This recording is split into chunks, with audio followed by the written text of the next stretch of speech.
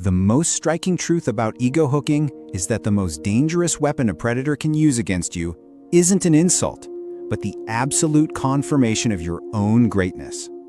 We generally assume that a manipulator will try to make us feel small, but in high-pressure dynamics, your own biological drive for recognition and to be seen is used to turn your genius or your potential into a psychological leash that keeps you addicted to the controller's validation.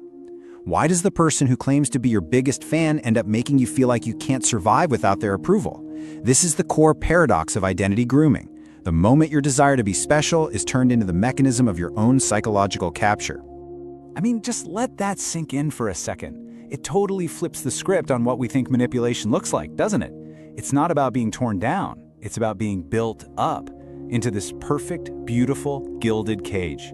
So the weapon isn't criticism, it's a mirror reflecting a version of you that is so brilliant, so special, you'd do almost anything to keep seeing it. You know, every single one of us has this deep, primal need to be seen, to be valued, to be recognized. I mean, it's practically written into our social DNA. Ego hooking hijacks this fundamental human need. It takes that natural desire you have for connection and just masterfully twists it into a leash, where the validation you're craving is dangled just out of reach, forcing you to comply to get your next fix. And that is the core transaction, right there. The manipulator identifies your potential, your talent, your genius, whatever it is, and then they appoint themselves the one and only gatekeeper of it. Pretty soon, your sense of worth isn't coming from inside you anymore. It becomes totally dependent on their praise.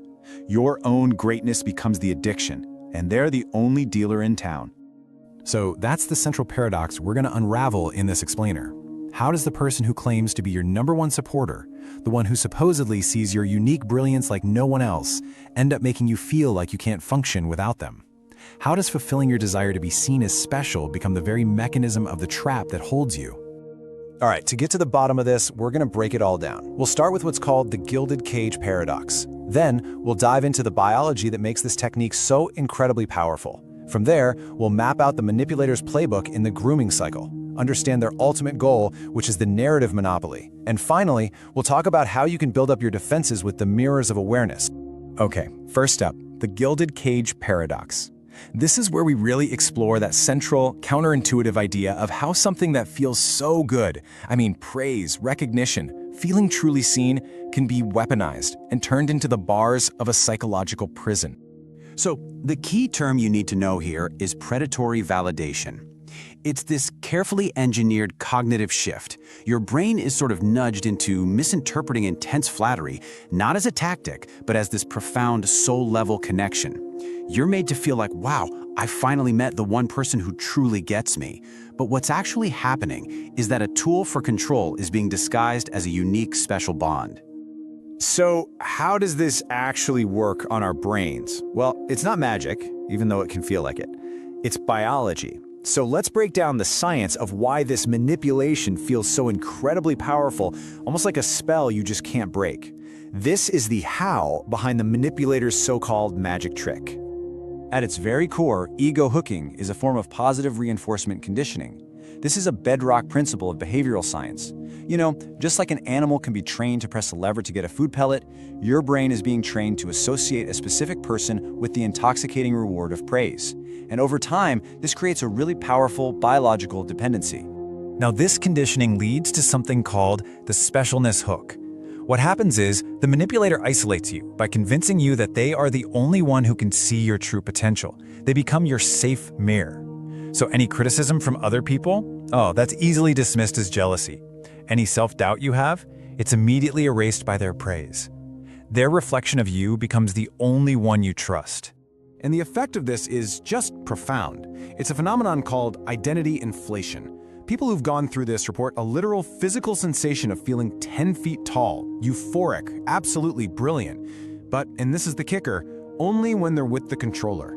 The moment that person withdraws, so does that amazing feeling of greatness, and it leaves this void that you become desperate to fill again.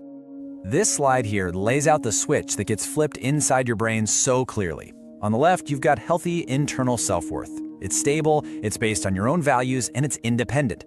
But on the right, well, that's the result of ego hooking, a dopaminergic dependency. Your sense of self becomes unstable. You need that external praise just to feel okay. It's no longer based on your values, but on their approval. You're not independent anymore. You're just hyper-focused on getting that next hit of validation, that next little micro-reward. And this quote really just nails the endgame of this whole biological process. The manipulator becomes the truth warden of your value, right? They hold all the keys to your self-esteem. And when that happens, you become a prisoner of the mirror, trapped by the idealized reflection they've created for you, completely unable to see yourself in any other way. So we've covered the what and the why of how this feels. Now let's get into the how of what they actually do.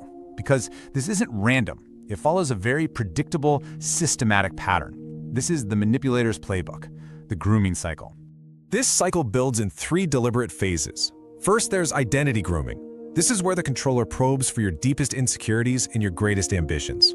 They're testing your validation threshold to see exactly how much praise it takes to get you hooked. Next, they build the secret alliance. This is the bunker phase, creating this us-against-the-world mentality to isolate you. The message is always, no one else understands our brilliance. And finally, once you're fully invested, they execute the master stroke, the withdrawal phase. Right at the peak of your identity inflation, they suddenly go cold. The praise just stops. And because your brain is now addicted, you panic. And you start scrambling to do anything to win back that idealized version of yourself that they created for you. And just look at the long-term damage of this cycle. It's like a complete rewrite of your internal software. First, you get self-value outsourcing. You basically just stop trusting your own judgment. Then comes the perspective shift. Your own gut instinct, that feeling of self-trust, is cleverly reframed as arrogance. And finally, you get behavioral lock-in. What is, in reality, a state of total dependence is reframed in your mind as noble loyalty. You're not trapped, you're just being committed. So we've seen the science and we've seen the playbook, but what is the ultimate goal here? I mean, what does the manipulator actually gain from all of this?